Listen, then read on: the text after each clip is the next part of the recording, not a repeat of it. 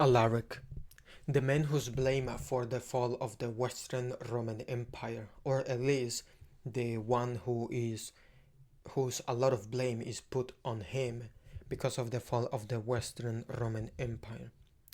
And I completely disagree with that statement. I completely disagree.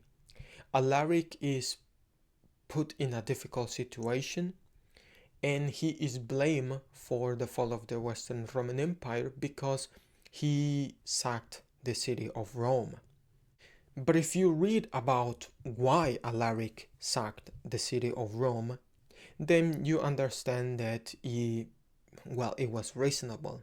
Again, I'm not trying to say that it is reasonable to sack a city and do what happens in a sacking of a city, but I do want to bring up to light that what Alaric did was not out of nowhere.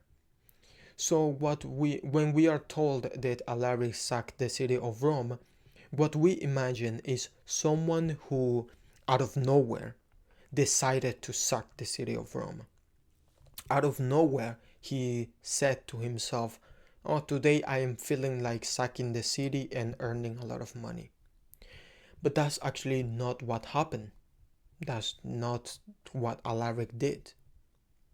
If you read the book Italy and Her Invaders by Thomas Hawking, what you are going to find is that Alaric was hired by the Western Roman Empire to invade the Eastern Roman Empire. So Alaric was hired to invade the Eastern Roman Empire. And that's what he did. Alaric did what he was told. Then Alaric came back and he asked for money. He asked for compensation. I mean, after all, he did the work. He needs to get paid. And that's what he asked. He asked, "I did what you told me to do. Now I want money." But the government, the Roman government, didn't want to pay him. But Stilicho, the man who actually hired Alaric to do that job, he was the most powerful military man in the Western Roman Empire. He persuaded the other Romans to pay him. But do they pay him? The answer is no, they don't actually pay him. So Alaric accepts that he's going to be paid. He goes back to where he came from, which it is, by the way, within the territory of the west of the Roman Empire.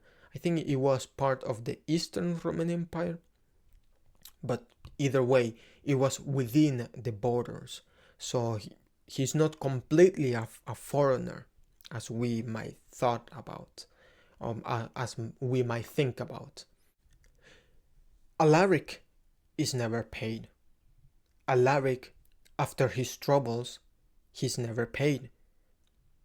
And this is why I get pissed about people who do videos about Alaric and about the barbarian invaders, is because they don't tell you that Alaric was hired to do the job for the Roman Empire. He was not paid, and that's why Alaric decides to invade Italy, because he was not paid, he was not compensated. And again, that's reasonable.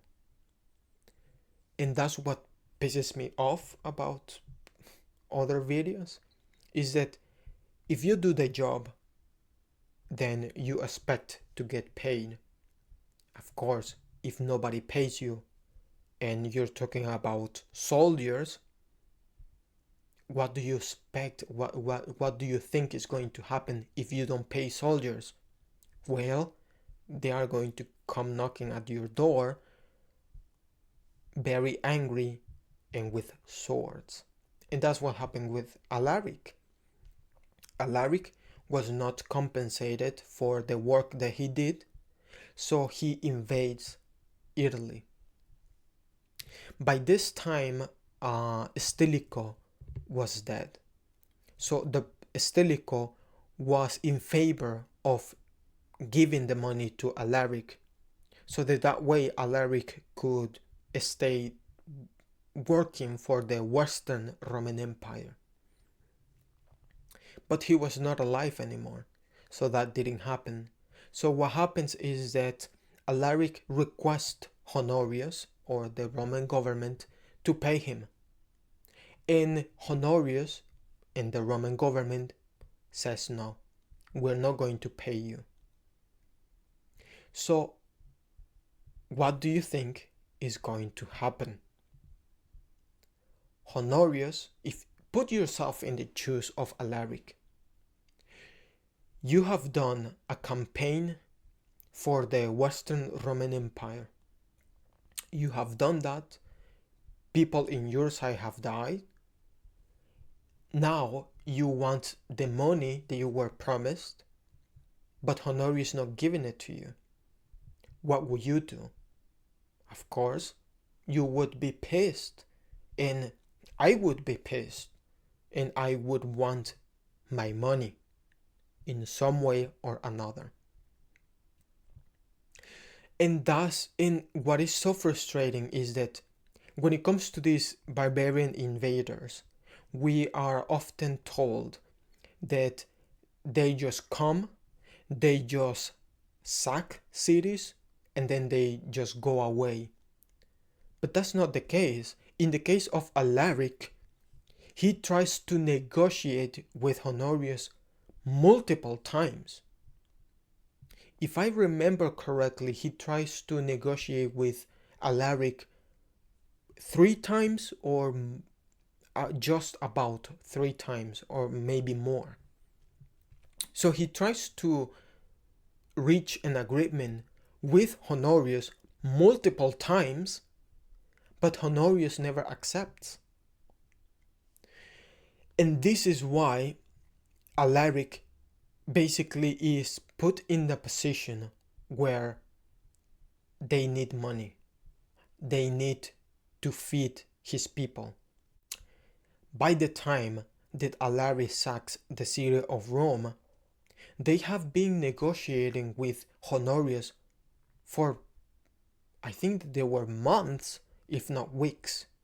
So there have been a lot of time. So basically, you need to hurry up before your people, and this is the Gothic people, go hungry. And that's why I get so angry with Honorius and with the Roman government at that particular time, because they're playing with fire. They know that if they play Alaric just enough, maybe the people, these Gothic people, are going to starve, and they're going to go, so the problem is going to go away because of that. And Alaric knows that he cannot hold for much longer. He needs to do something, because he was not paid, and his people is getting hungry. And what pisses me off the most is that Alaric, there's a point in which Alaric doesn't ask for much. He just tells Honorius, if you give me just land so that my people can settle there, and you promise to give me food so that we don't starve, I'm going to put my arms down, and I'm going to defend you. I'm going to defend you against whatever. Remember, the Gothic people were soldiers, so the services that they can give is that of soldiers. But with this, with the minimum, which is reasonable, Honorius says no. He says that he's not going to give the Goths land, and he's not going to give them food. And the thing is that you have to remember that Alaric was not even paid by that time, and he was not asking for the payment. He was just asking for food, because he knew that, what does it matter to have a bunch of gold if you're going to starve. So the request of Alaric, to me, was so reasonable, and yet Honorius didn't accept. And that's why I get so pissed about Honorius. But now put yourself in the shoes of Alaric. You have been negotiating. You try to reach an agreement multiple times. It was not just only once. Alaric did it multiple times. And you're so... And you want to reach an agreement. So you ask for the bare minimum. You just ask for the Roman government to just settle you so that you can go and have a roof over your head, and to give you food. You're not asking for gold. You're not asking for money. Right now, you're just asking for food and a roof over your head. And the emperor tells you, no, I'm not going to give it to you. What would you do in that position? And of course, we do know what Alaric does. He sacks the city of Rome. He says, I tried multiple times to negotiate. He's not going to listen to me. He doesn't want to listen to me. He doesn't want to negotiate. He doesn't want to reach an agreement. What am I supposed to do? And well, he sacks the city of Rome. So Alaric, how much blame can we put on Alaric? The answer is that we can put some blame on Alaric. That's certainly the case. But we also have to remember that by the time that Alaric sacks the city of Rome, the situation is not only on the hands of Alaric, but of all of the people, all of the Romans on the top.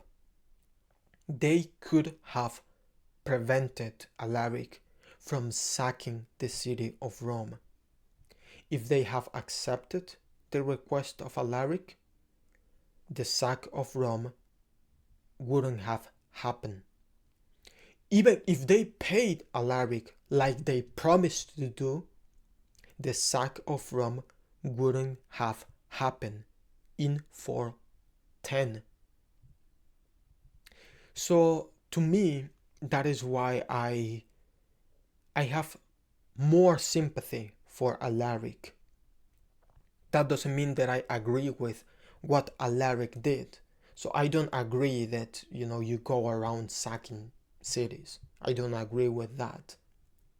But at the very least, you can understand that Alaric was put in a very bad position. And that's why he did what he did. And Alaric was not he was not unreasonable.